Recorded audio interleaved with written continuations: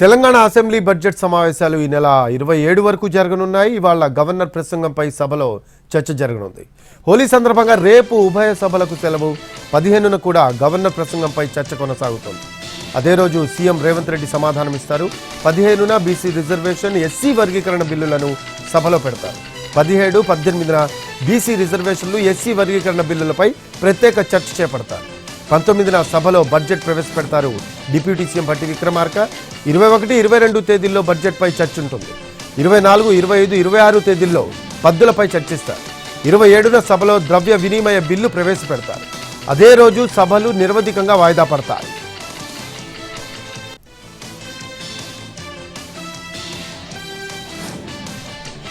CM Revanth Reddy ఢిల్లీలో పర్యటిస్తూ ఉన్నారు. ఇవాళ విదేశాంగ శాఖ మంత్రి జయశంకర్తో సమావేశమయ్యే అవకాశం ఉంది. ఈ భేటీపై ఇవాళ ఉదయం స్పష్టత రానుంది.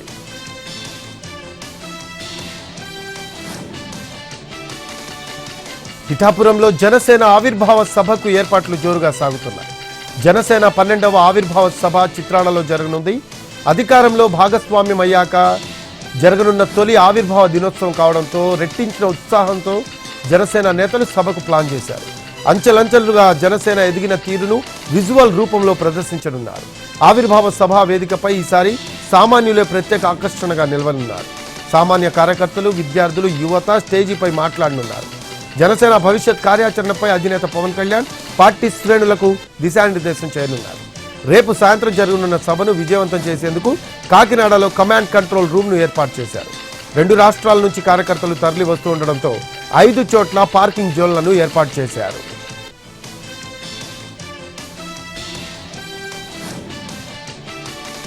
సీఎల్పీ సమావేశంలో పార్టీ ఎమ్మెల్యేలు విప్ల తీరుపై తీవ్ర అసంతృప్తి వ్యక్తం చేశారు సీఎం రేవంత్ రెడ్డి.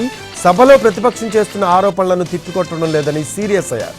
సీఎల్పీ సమావేశం జరుగుతున్న సమయంలోనే ఎమ్మెల్యే జైవీర్ బయటకు వెళ్లడంతో ఇంత నాన్ సీరియస్గా ఉంటారా అంటూ ఆగ్రహం వ్యక్తం చేశారు రేవంత్ రెడ్డి. అసెంబ్లీలో వ్యవహరించాల్సిన తీరుపై ఎమ్మెల్యేలకు దిశానిర్దేశం చేశారు. గవర్నర్ ప్రసంగం సందర్భంగా బీఆర్ఎస్ సభ్యులు నిరసన వ్యక్తం చేస్తుంటే మీరేం చేస్తున్నారని ఎమ్మెల్యేలను ప్రశ్నించారు సీఎం రేవంత్ రెడ్డి. బీఆర్ఎస్ గురించి మీకు చాలా తక్కువ తెలుసని, రాజకీయాలంటే పిల్లలాట అనుకుంటున్నారా అని తీవ్రంగా మందలించారు. పనితీరు మార్చుకోవాలని హెచ్చరించారు. ఒక్కో మంత్రి 5-6 ఎమ్మెల్యేలకు అవగాహన కల్పించాలని సూచించారు ఆయన.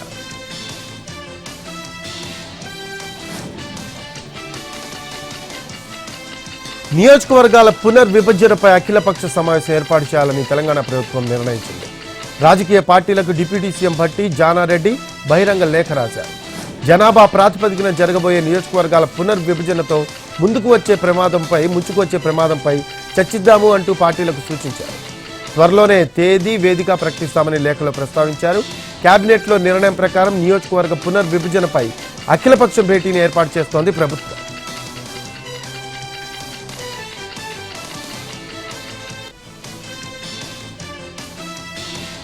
ఏపీలో నియోజకవర్గాల డీలిమిటేషన్ పూర్తయితే 75 మంది మహిళలు అసెంబ్లీకి వస్తారన్నారు సీఎం చంద్రబాబు. మహిళా సాధికారతను మాటల్లో చెప్పడం కాదని చేతల్లో చేసి చూపించాలన్నారు. టీడీపీతోనే మహిళా సాధికారత ప్రారంభమైంది అన్నారు చంద్రబాబు. స్థానిక సంస్థల్లో మహిళలకు 33% రిజర్వేషన్లు కల్పించామన్నారు ఆయన.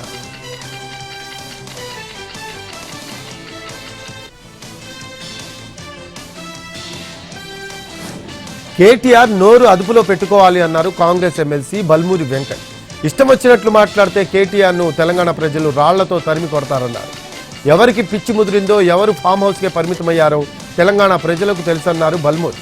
ముఖ్యమంత్రి పదవికి కూడా గౌరవం ఇవ్వకుండా రేవంత్ రెడ్డిపై మాట్లాడితే ఎవ్వరూ చూస్తూ ఊరుకోరంటూ హెచ్చరించారు. తమకు అసెంబ్లీలో గౌరవం ఇవ్వట్లేదని చెప్పుకునే బీఆర్ఎస్ నేతలకు సీఎంను గౌరవించడం తెలియదా అని మండిపడ్డారు ఆయన.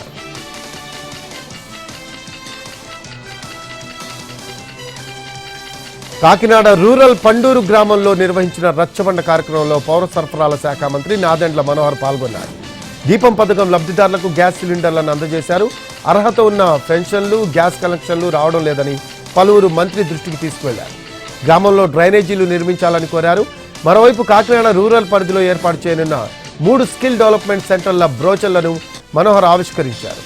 వచ్చే విద్యా సంవత్సరం నుంచి సన్నబియ్యంతో మధ్యాహ్న భోజన పథకాన్ని అమలు చేస్తామన్నారు ఆయన.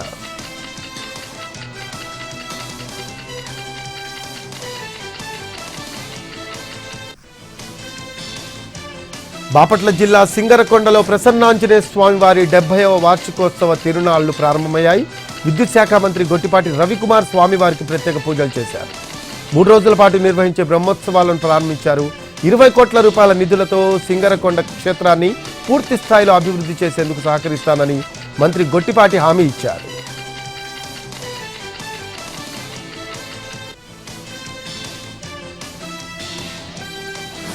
ఏపీలో ఈ నెల 17 నుంచి 31 వరకు 10th ఎగ్జామ్స్ జరగనున్నాయి.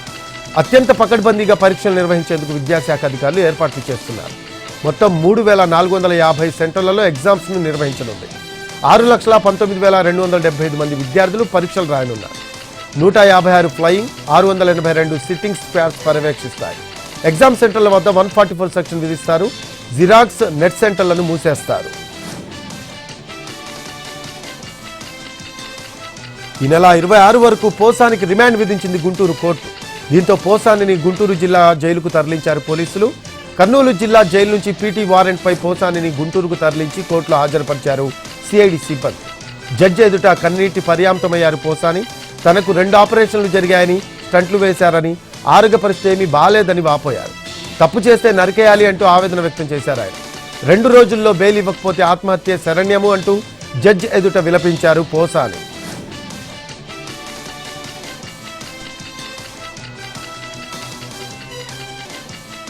ప్రకాశం జిల్లా ఖమ్మంలో నేషనల్ హైవే అధికారులపై సిఐటియు నాయకులు ఆగ్రహం వ్యక్తం చేశారు.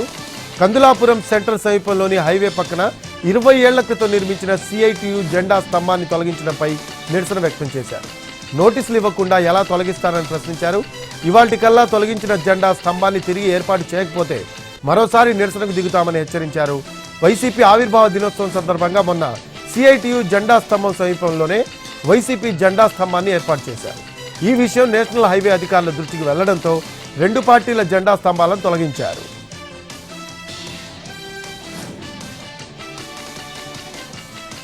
అంబేద్కర్ కోనసీమ జిల్లా కేసనపల్లి జీజీఎస్లో గ్యాస్ లీక్ అయింది. దీంతో కంపెనీ సిబ్బందిలో 5, పలువురు స్థానికులు తీవ్ర అస్వస్థతకు గురయ్యారు. గ్రూప్ గ్యాదరింగ్ స్టేషన్లో H2S హైడ్రోజన్ సల్ఫైడ్ లీక్తో శ్వాస ఆడక స్పృహ కోల్పోయారు. మలికీపురం, రాజోలు ప్రైవేట్ ఆసుపత్రులలో చేరిన బాధితులకు వైద్య చికిత్స చేస్తూ ఉన్నారు డాక్టర్స్. కొంతమందిని మెరుగైన వైద్య చికిత్స కోసం భీమవరం తరలించారు.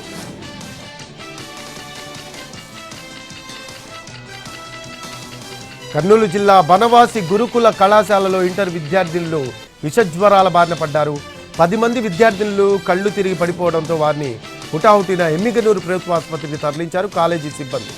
కళాశాలలోనే మరికొంతమంది విద్యార్థినులకు ప్రాథమిక చికిత్స అందించారు. ఎమ్మిగనూరు ఆసుపత్రిలో చికిత్స పొందుతున్న బాధితులను ఆదోని సబ్ కలెక్టర్ మౌర్య భరద్వాజ్ పరామర్శించారు.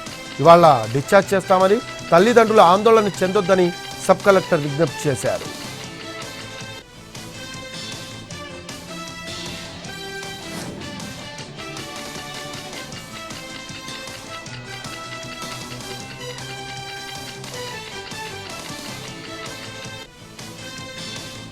శ్రీకాకుళం జిల్లా కొత్తూరు మండలంలోని వంశధార నది పరివాహక గ్రామాల్లో ఏనుగులు హల్చల్ చేస్తున్నాయి. హంస, కడుము గ్రామాల సమీపంలో ఉన్న మామిడి తోటల్లో 4 ఏనుగులు సంచరిస్తున్నాయి. ఆ సమీపంలోనే ఉన్న మొక్కజొన్న పంటను ధ్వంసం చేశాయి. ఈ గజరాజుల గుంపును చూసిన ప్రజలు తీవ్ర భయాందోళన చెందుతున్నారు. ఏనుగుల గుంపును తరిమేసేందుకు అటవీ అధికారులు, పోలీసులు ప్రయత్నిస్తున్నారు.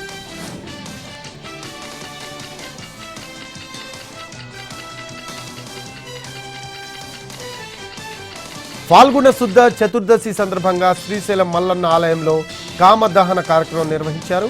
ఆలయ అర్చకులు, వేద పండితులు శాస్త్రోక్తంగా నిర్వహించిన ఈ కార్యక్రమంలో ఈవో భక్తులు పాల్గొన్నారు. ముందుగా ఆలయంలో స్వామి అమ్మవార్లకు ప్రత్యేక పూజలు చేశారు. ఆ తర్వాత ఉత్సవమూర్తులను మనోహర గుండం ఎదురుగా ఆసీనులు చేసి కర్పూర హారతులు ఇచ్చారు. గంగాధర మండపం వరకు పల్లకీ సేవ నిర్వహించారు. ప్రత్యేకంగా తయారు చేయించిన మన్మథ రూపాన్ని దహనం చేశారు. కామదహనాన్ని వీక్షిస్తే శివ కటాక్షం లభిస్తుందని భక్తులు నమ్ముతారు.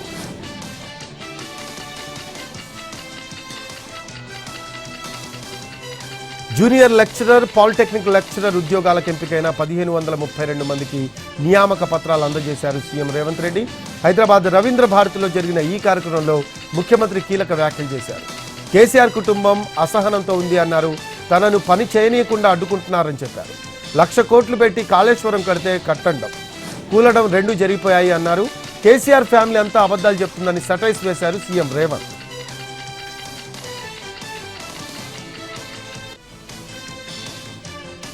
ఖమ్మం నగరంలోని ఖానాపురంలో 250 కోట్ల ఖర్చుతో ఊర చెరువు నుంచి మురుగునీటి శుద్ధి వ్యవస్థకు మంత్రి తుమ్మల నాగేశ్వరరావు శంకుస్థాపన చేశారు.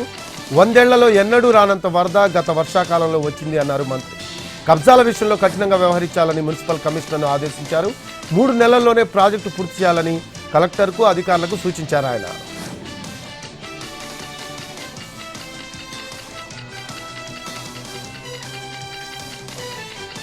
టూరిజం శాఖ పరిధిలో ఉన్న నీరా కేఫ్ పై తెలంగాణ సర్కార్ కీలక నిర్ణయం తీసుకుంది. నీరా కేఫ్ ను బీసీ సంక్షేమ శాఖలోని కల్లు గీత ఆర్థిక సహకార సంస్థకు బదిలీ చేసింది. నీరా కేఫ్ భవనం, దాని పరిధిలో ఉన్న ఆస్తులను తెలంగాణ కల్లు గీత ఆర్థిక సహకార సంస్థకు బదిలీ చేస్తూ మంత్రులు పొన్నం, జూపల్లి సంతకాలు చేశారు.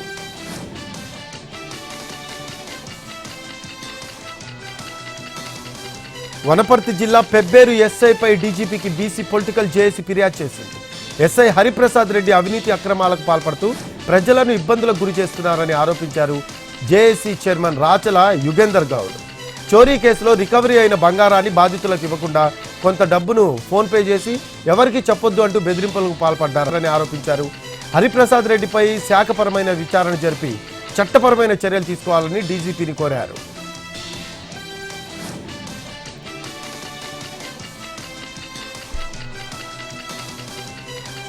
భువనగిరి ప్రభుత్వ పోస్ట్ మెట్రిక్ వసతి గృహంలో యాదాద్రి భువనగిరి జిల్లా కలెక్టర్ హనుమంతరావు ఆకస్మిక తనిఖీ చేశారు.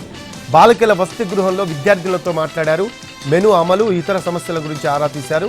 10వ తరగతి విద్యార్థులు 100% ఉత్తీర్ణత లక్ష్య సాధన కార్యక్రమంలో భాగంగా తయారు చేసిన స్టడీ మెటీరియల్ను వాళ్ళకు అందజేశారు.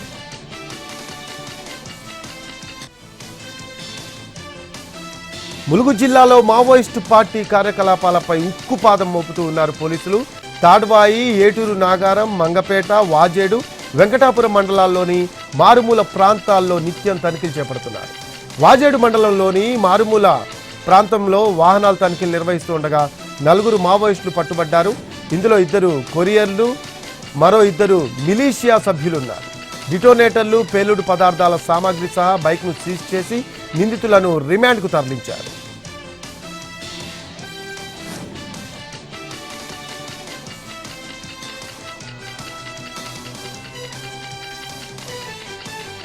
హెచ్ఎండిఏ పరిధిని మరింతగా విస్తరిస్తూ ఉత్తర్వులు జారీ చేసింది ప్రభుత్వం. ఇప్పటి వరకు 7 జిల్లాలకు పరిమితమైన హెచ్ఎండిఏ పరిధి ఇప్పుడు 11 జిల్లాలకు చేరింది. తాజా ఉత్తర్వులతో 11 జిల్లాల్లోని 104 మండలాలు, 1355 గ్రామాలు హెచ్ఎండిఏ పరిధిలో ఉన్నాయి. 10,472 చదరపు కిలోమీటర్లకు విస్తరించింది. హెచ్ఎండిఏ పరిధి నుంచి 36 రెవెన్యూ విలేజ్లను తొలగించి ఫ్యూచర్ సిటీ పరిధిలో చేర్చారు. ఏ గ్రామాలు హెచ్ఎండిఏ పరిధిలోకి వచ్చాయో నోటిఫికేషన్లో స్పష్టంగా పేర్కొంది.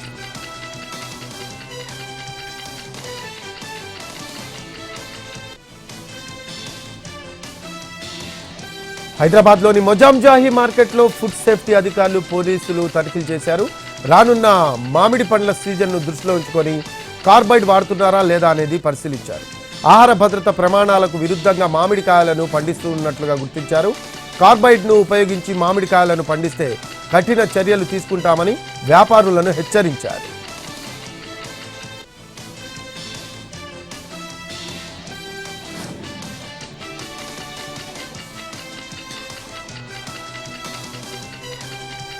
హైదరాబాద్లో మరో బాలుడి ప్రాణం తీసింది లిఫ్ట్ మధ్యలో ఇరుక్కుపోయి 4 ఏళ్ల బాలుడు చనిపోయాడు. మెహదీపట్నంలోని మెన్స్ హాస్టల్లో వాచ్మెన్ కుమారుడు సురేందర్ మృతితో స్థానికంగా విషాదం నెలకొంది. గ్రిల్స్ ఉన్న లిఫ్ట్లో ఇరుక్కుపోవడంతో సురేందర్ అక్కడికక్కడే మృతి చెందాడు. కింద లిఫ్ట్ డోర్స్ క్లోజ్ చేస్తున్న సమయంలోనే పై ఫ్లోర్లో ఉన్న వాళ్ళు బటన్ నొక్కడంతో పైకి దూసుకు వెళ్ళింది. మెహదీపట్నం ఏరియాలో 15 రోజుల్లోనే లిఫ్ట్ ప్రమాదం జరగడం ఇది రెండవసారి. ఇంతకుముందు లిఫ్ట్లో ఇరుక్కొని 2 పిల్లలు మృతి చెందారు.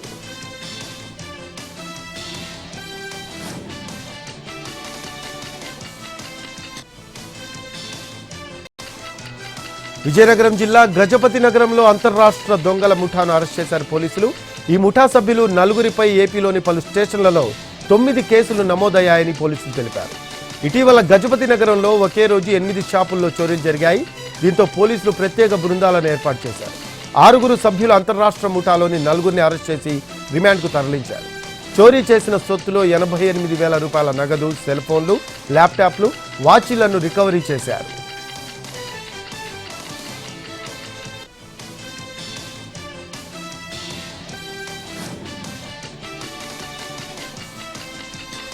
పల్నాడు జిల్లా దీపాలదిన్నెపాలెంలో భర్త ఘాతుకానికి పాల్పడ్డాడు.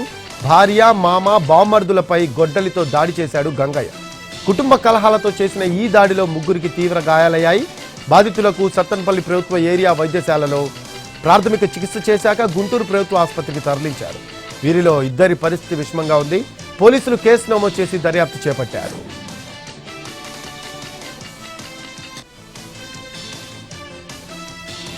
పార్లమెంటు వెలుపల ఆసక్తికర సీన్ కనిపించింది. కేంద్ర మంత్రి నడ్డా పార్లమెంట్ వెలుపల కొందరు ఎంపీలతో సరదాగా మాట్లాడారు. ఆ తర్వాత వెళ్లిపోయేందుకు కారులో కూర్చున్నారు. అంతలోనే కాంగ్రెస్ సీనియర్ నేత, రాజ్యసభ సభ్యుడు జైరాం రమేష్ వచ్చి నడ్డాను విష్ చేశారు. వెంటనే నడ్డా కారు దిగి జైరాం రమేష్కు షేక్ హ్యాండ్ ఇచ్చారు. ఇద్దరు నేతలు ఆప్యాయంగా పలకరించుకున్నారు. ఒకరికొకరు హోళీ శుభాకాంక్షలు చెప్పుకున్నారు. నడ్డా వేసుకున్న గ్రీన్ కలర్ హాఫ్ కోట్ బాగుందని ఇంతలో పక్కనున్న ఒకరు ప్రశంసించారు.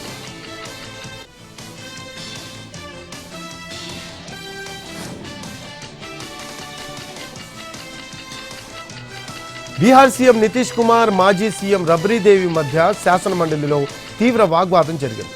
ప్రతిపక్ష ఆర్జేడీ మిత్రపక్షమైన సిపిఐ ఎమ్మెల్సీ అడిగిన ఓ ప్రశ్నకు ప్రభుత్వం సమాధానం ఇచ్చింది. దీనిపై స్పందించిన రబ్రీదేవి సర్కార్ సమాధానాన్ని ఆక్షేపించారు. వెంటనే సీఎం నితీష్ కుమార్ స్పందించారు. తమ ప్రభుత్వం రాష్ట్రం కోసం ఎంతో చేసింది. గత ఆర్జేడీ ప్రభుత్వం ఎలాంటి మేలు చేయలేదని ఆరోపించారు. రాష్ట్ర మహిళలకు ఇప్పుడున్నంత గౌరవం గత ప్రభుత్వాల హయాంలో లేదన్నారు. వారు మహిళల కోసం ఏం చేశారు? లాలూ ప్రసాద్ యాదవ్ సమస్యల్లో ఉన్నప్పుడు రబ్రీదేవిని సీఎం కుర్చీలో కూర్చోబెట్టారు అంటూ ఎద్దేవా చేశారు. ఈ వ్యాఖ్యలపై రబ్రీదేవి ఫైర్ అయ్యారు. ప్రతిపక్షాలతో కలిసి వాకౌట్ చేశారు. శాసన మండలి వెలుపల ప్రభుత్వానికి వ్యతిరేకంగా ధర్నా చేశారు.